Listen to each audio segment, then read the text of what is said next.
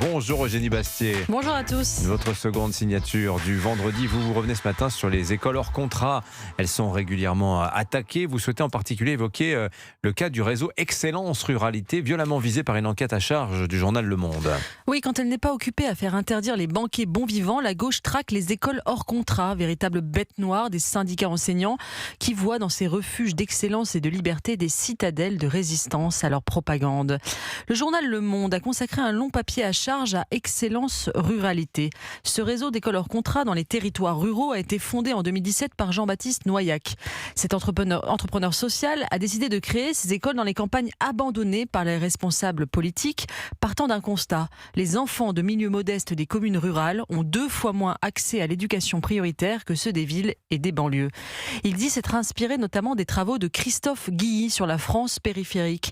Des travaux qui, selon Le Monde, je cite, seraient jugés simplistes par le monde académique et régulièrement cités par l'extrême droite. Alors qu'est-ce qu'on reproche exactement à ces écoles Excellence Ruralité ? Eh bien, dans ces 3 écoles qui portent le nom de cours Clovis, cours Aliénor d'Aquitaine et cours Vauban, le vouvoiement est obligatoire. On porte l'uniforme, on lève les couleurs chaque matin et chaque soir. On enseigne l'anthropologie classique, héritée des cultures grecques et chrétiennes. Oui, il y a de quoi faire frémir d'horreur les tenants du progressisme.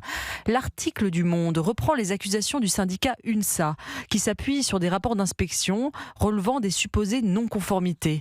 Alors, j'ai regardé dans le détail ces accusations. On reproche par exemple à l'école l'absence d'affichage de panneaux d'interdiction de fumer et de vapoter dans l'établissement, on parle d'un collège, ou encore des remarques sur la gestion de la chaîne du froid du panier repas. Et cette perle, relevée dans un rapport d'inspection, je cite cette phrase, « Aucun élément ne permet d'apprécier l'absence d'encouragement au fanatisme ou à d'autres dérives. » Une inversion totale de la charge de la preuve digne d'un procès de Kafka. En réalité, il n'y a aucun élément concret établissant une mise en danger des élèves, une volonté de séparatisme ou des résultats catastrophiques. Au contraire, le cours Aliénor d'Aquitaine se classe 5e meilleur établissement de Charente au brevet des collèges. En fait, ce qu'on reproche surtout à ces établissements, ce sont ces soutiens financiers. Admet Le Monde, qui cite pas moins de 6 fois le nom de Pierre-Édouard Stérin et de sa, je cite, galaxie réactionnaire. Oresco Referens, un milliardaire catholique, finance en partie ce projet. Voilà ce qu'on lui reproche. Qu'est-ce que révèle cette polémique selon vous ?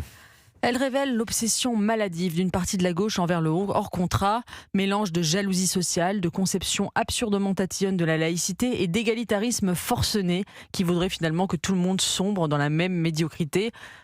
On ne reproche pas à ces écoles d'être dangereuses, mais de réussir et de montrer par là la déliquescence de l'école publique.